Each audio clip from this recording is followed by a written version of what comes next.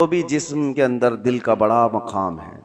रूहानी एतबार से भी, इस्लामी नज़रिए के एतबार से भी दिल का बड़ा मकाम है।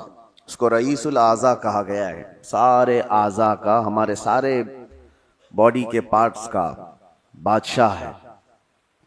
उसके सही होने को मेरे आका सल्लल्लाहु ताला अलैहि वसल्लम ने इसीलिए फरमाया कि अगर वो सही हो गया तो पूरा जिस्म सही है। तुम्हारी आंखें सही काम कर रही होंगी, तुम्हारे हाथ और पैर सही काम कर रहे होंगे, तुम्हारी जुबान सही बोल रही होगी, ज़हन और दिमाग सही काम कर रहा होगा।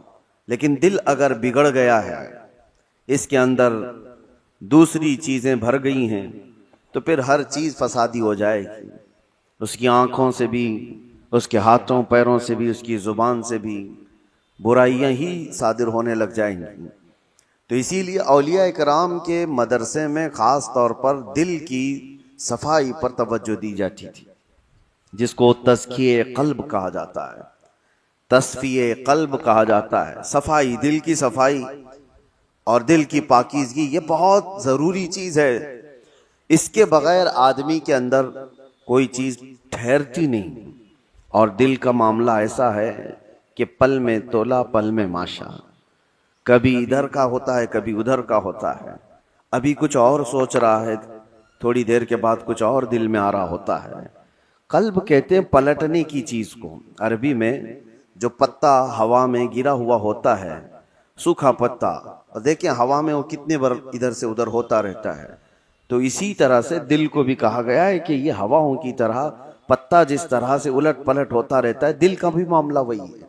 और दूसरी एक हदीस है, अल्लाह के रसूल सल्लल्लाहु अलैहि वसल्लम इरशाद फरमाते हैं, तुम क्या समझते हो कि दिल तुम्हारे कंट्रोल में, तुम्हारे काबू में?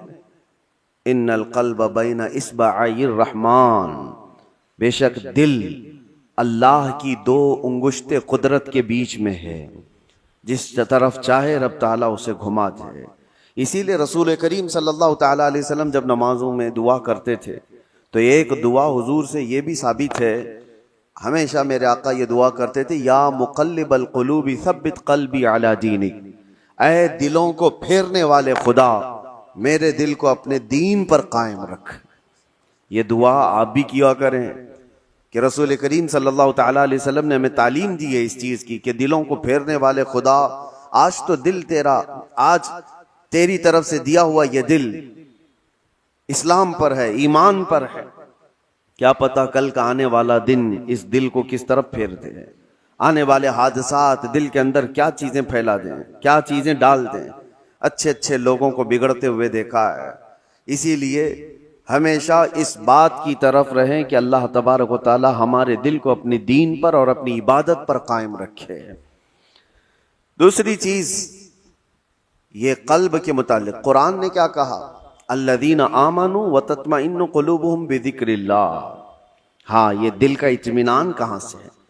आज पता है आपको, पूरे वर्ल्ड में, दुनिया में सबसे ज़्यादा कॉमन चीज़ जो बीमारी है लोगों को, वो दिल की बेचैनी, दिल की घबराहट।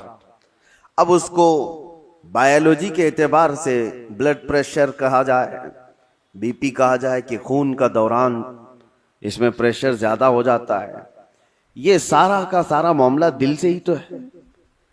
उसको साइंसी नज़रिए से देखने वाले लोग अलग अलग तरीके से समझते हैं कि दिल के अंदर चिकनाहट ज़्यादा आ गई, खून में मोटापा आ गया है, ब्लड जो है वो थोड़ा सा थिक हो गया है, जिसकी वजह से दौरान खून कम हो गया और प्रेशर बढ़ता गया और बीपी आ गया, अटैक आ गया है, फलां फलां चीज़ें। इसको बायोलॉजी के एतबार से देखने वाले, लेकिन सूफिया इकराम फरमाते हैं, जब जब गुनाह ज़्यादा होते हैं दिल के ऊपर दौरा बढ़ जाता है, दिल की बेचैनी और घबराहट बढ़ जाती है।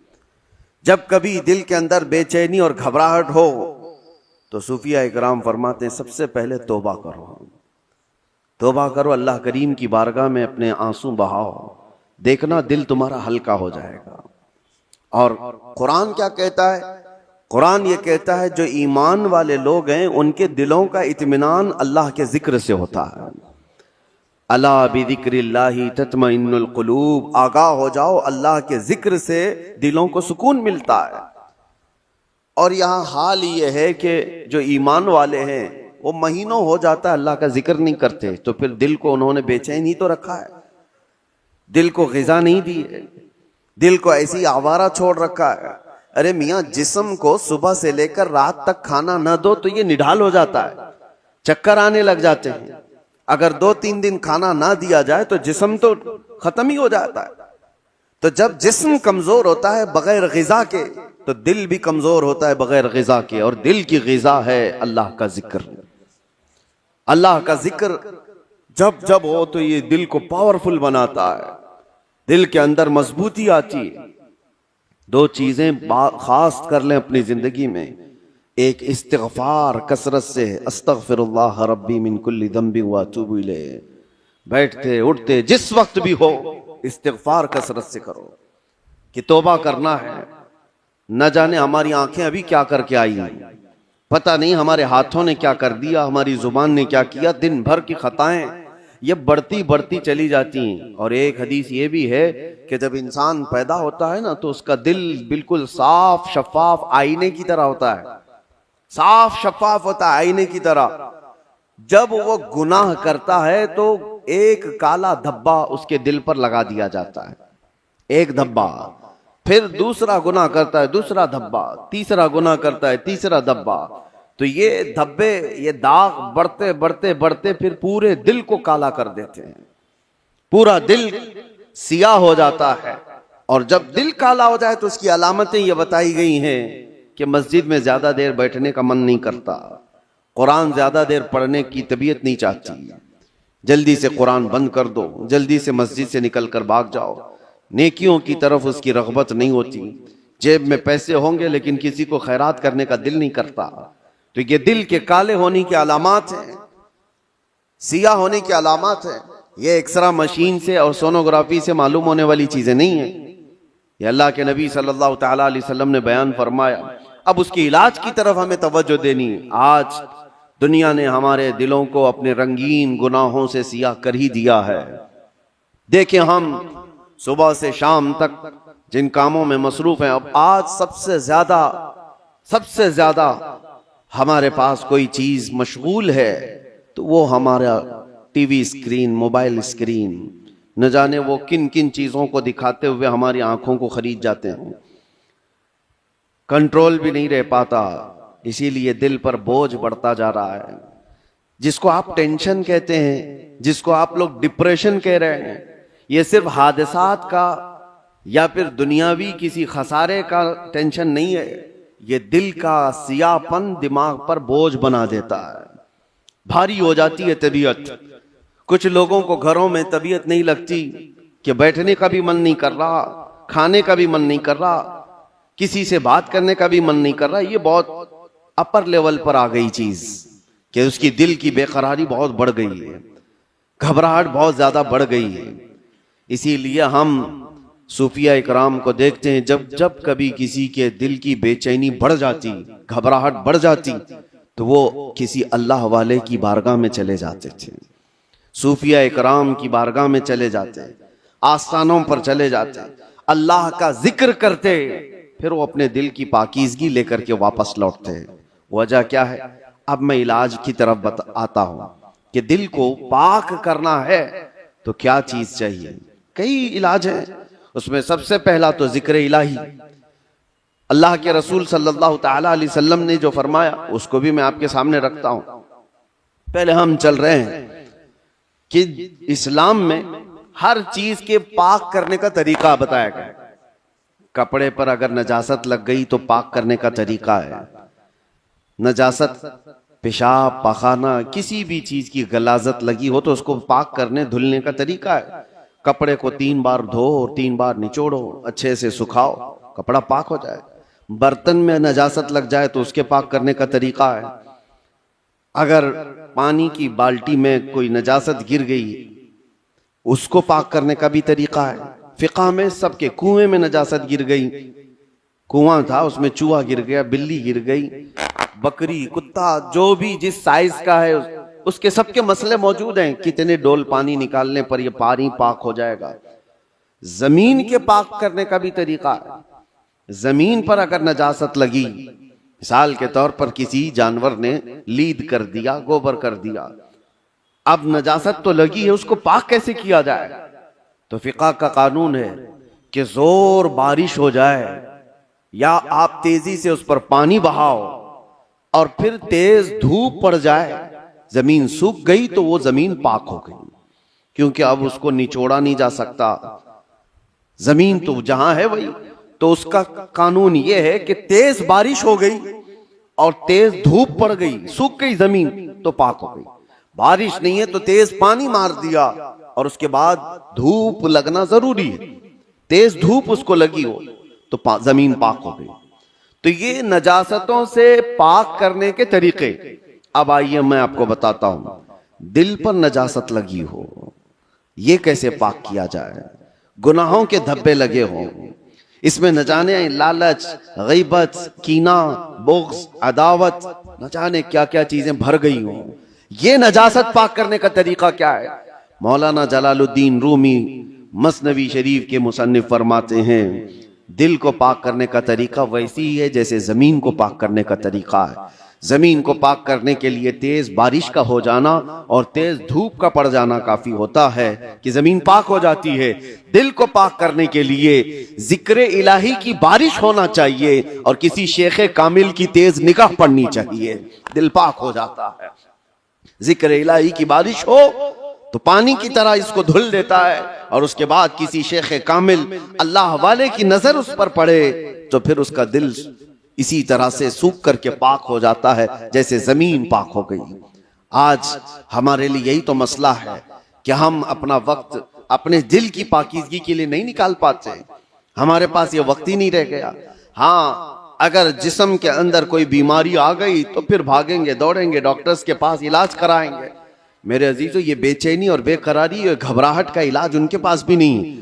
वो डॉक्टर्स ज्यादा से ज्यादा आपको नींद की गोलियां दे सकते हैं डिप्रेशन कम करने के लिए, स्ट्रेस कम करने के लिए। आप अच्छे से सो, घंटों सोते रहो, किसी को सुला देना ये डिप्रेशन का इलाज नहीं है। और कुछ तो डॉक्टर्स के पास जाकर डिप्रेशन का इलाज गोलियों से लेकर के आ गए और कुछ अपने हाथों इलाज करने के लिए सिगरेट पीने लग गए, अपने हाथों इलाज करने के लिए वो बीड़ी गुटखा खाने लग गए। उनको ये लगता है कि जैसे ही डिप्रेशन होगा, टेंशन होगा, सिगरेट फूंकूंगा तो टेंशन फ्री। उससे 2 कदम आगे बढ़कर कुछ लोग शराब की तरफ चले गए, उससे आगे कदम बढ़कर के चरस, अफयून, गांजा इस पर चले गए। इन सब से पूछो तो एक ही जवाब देते हैं, टेंशन फ्री हो जाते हैं ये लेकर के। सिगरेट वाला भी, शराब वाला भी, चरस गांजे वाला भी, उसको ये लगता है कि ये लेने के बाद ऐसा लगता है मैं हवाओं में उड़ रहा हूं। उसके बाद नशा उतरने के बाद फिर क्या होता है? ये तो उस तरह से है खुजली की बीमारी, जब तक खुजाते रहो अच्छा लगे, हाथ छोड़ दो तो फिर जलन शुरू हो जाए, चमड़ी छिल जाए। गुनाहों का यही मामला है, करने के वक्त थोड़ी सी लज्जत, लेकिन वो बड़े दाग धब्बे छोड़ जाते हैं, बेचैनी और बढ़ जाती है, घबराहट और बढ़ जाती है। मैंने तड़पते हुए लोगों को देखा है जिनको नशा नहीं दिया गया, जो नशा के एडिक्ट थे, उनको अगर अचानक रोक दिया गया तो फिर वो हाथ पांव ऐसे मारते हैं कि उनके हाथ में चाकू आ जाए तो किसी को मार भी डालें, उनके पास जो कुछ भी आ जाए वो सामने वाले को कत्ल भी कर दें अपने नशा के लिए। वजह क्या है? दिल को इतना बेचैन और बेकरार कर दिया उन्होंने दुनियावी ये गलाजतों से इलाज करने के चक्कर में कि वो दिल की बेचैनी हाई लेवल पर बढ़ गई। दिल की बेचैनी और बेकरारी नशा से सही नहीं होती, दिल अल्लाह का बनाया हुआ है, यह रहमान का बनाया हुआ है, इलाज भी उसी के जिक्र से मुमकिन है, अल्लाह ही के नाम से ये दिल को सुकून मिलता है। इसीलिए मौलाना जलालुद्दीन रूमी रहमतुल्लाह ताला अलैह एक बात और भी कहते हैं, खाने काबा देखा है?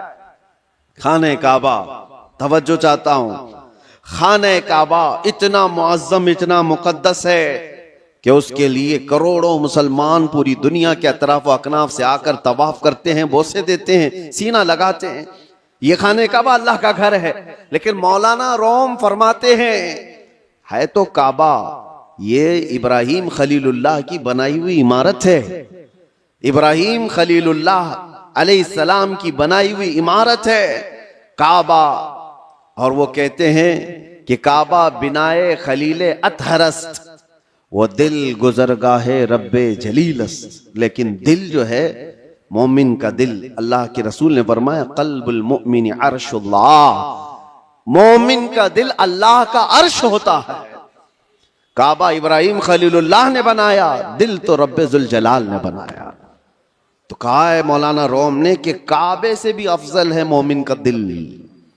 काबे की बेहुरमती उससे बढ़ करके मोमिन के दिल की बेहुरमती है।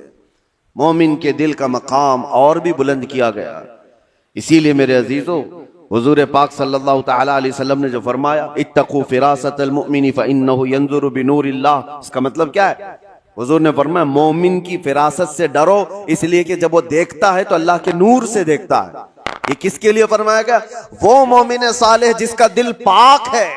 होता क्या है मैं आपको बताऊं, जिसका दिल पाक है, औलिया कामिलीन की बारगाहों में जाने के वक्त होता क्या है, आप आए हैं, आप आए और कोई चीज आप जुबान से कहा नहीं, लेकिन मैं एक शीशा लेकर के बैठा हूं, एक आईना लेकर के बैठा हूं, आपके आते ही आपकी पूरी तस्वीर इस आईने में आएगी कि नहीं आएगी?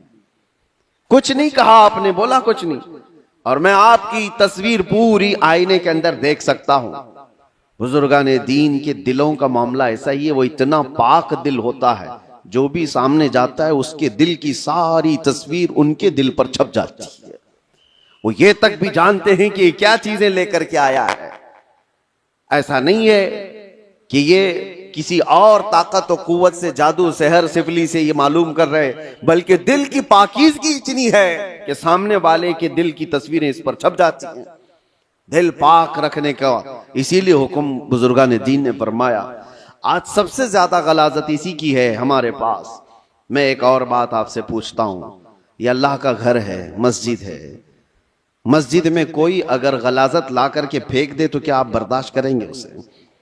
मस्जिद के अंदर कोई पेशाब पखाना अल्लाह हजार बार ना करे, मुआज अल्लाह, ला करके डाल दे तुम्हारे सामने, तुम बर्दाश्त करोगे?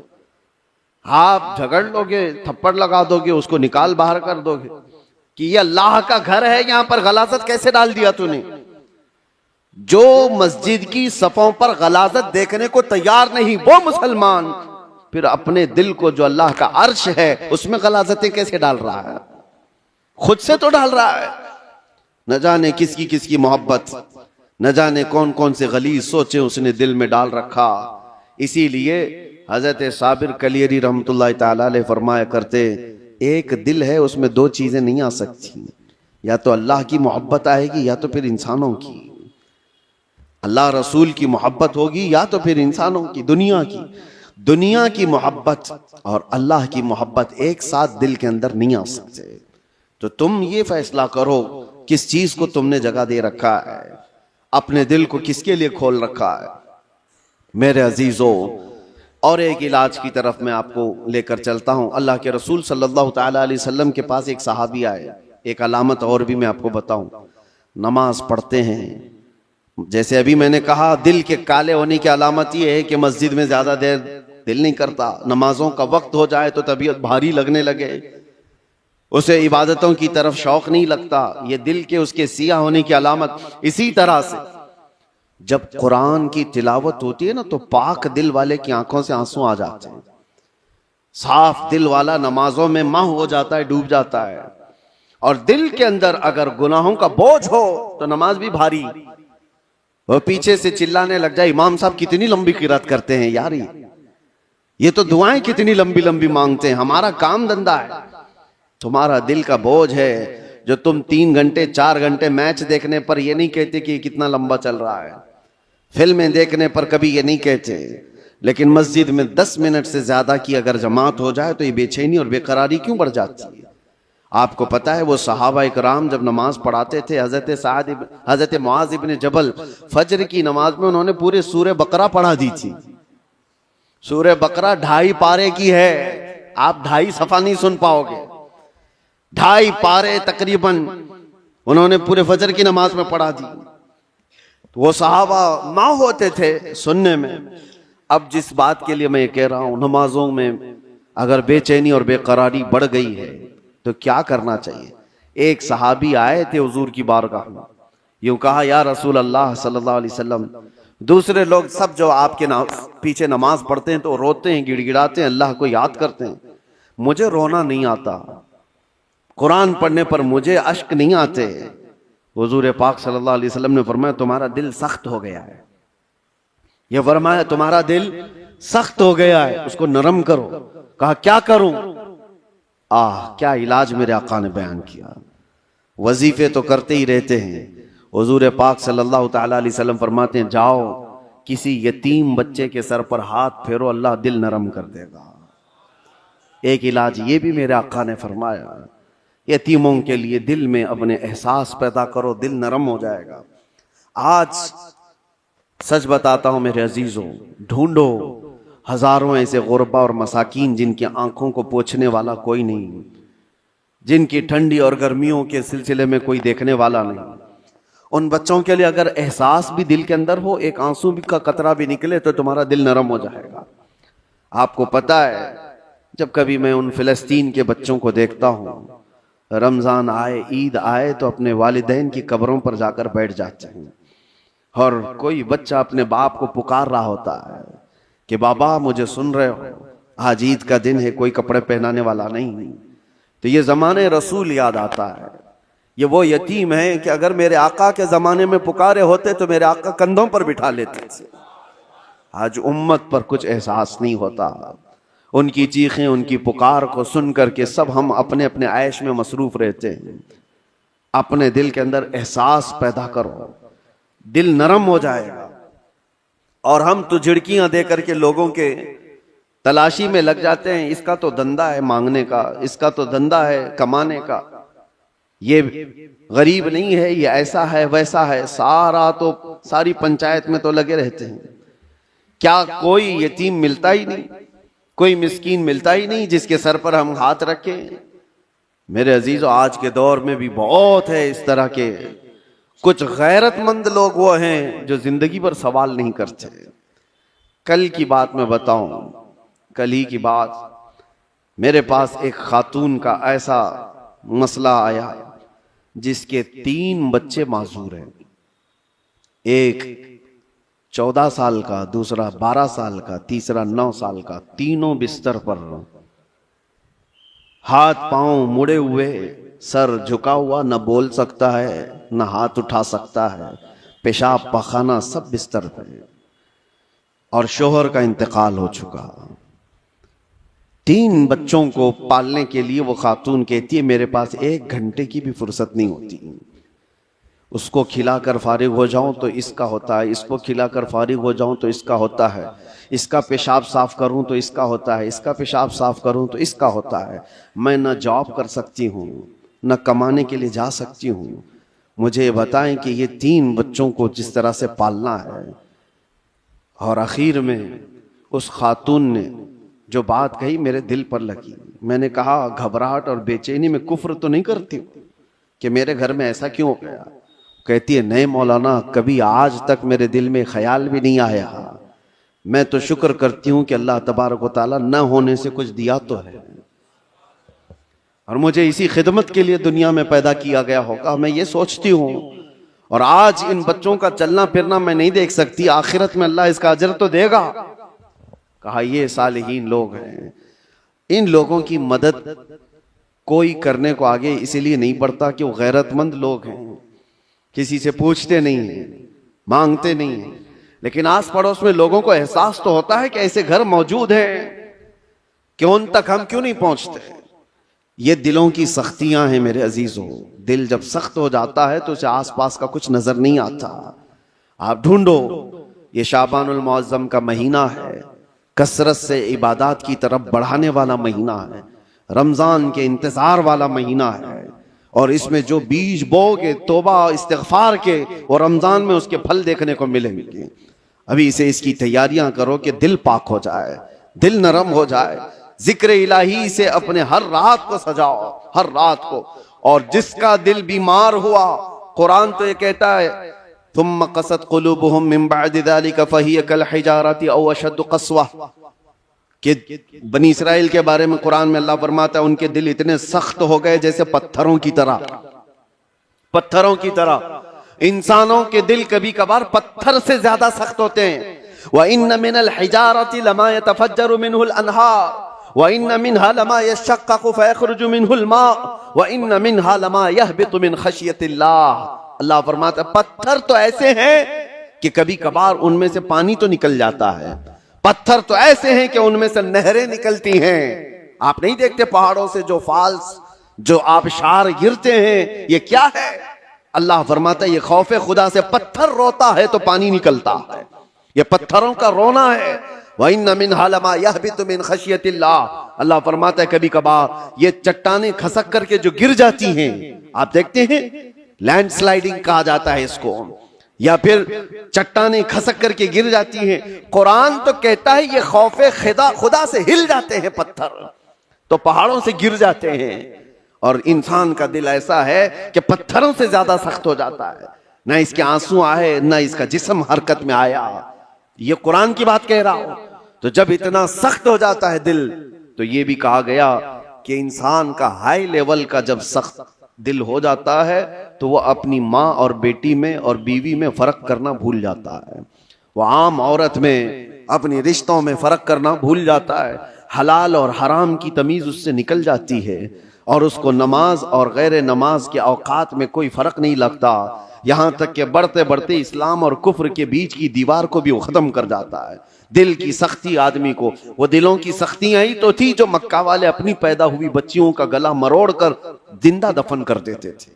वो दिलों की सख्तियां ही तो थी कि वो अपनी माँ और बहनों को बाजारों में ला करके बेच देते थे। वो दिलों की सख्तियां ही तो थी कि काफिले के काफिले लूट करके उनको मार दिया करते थे।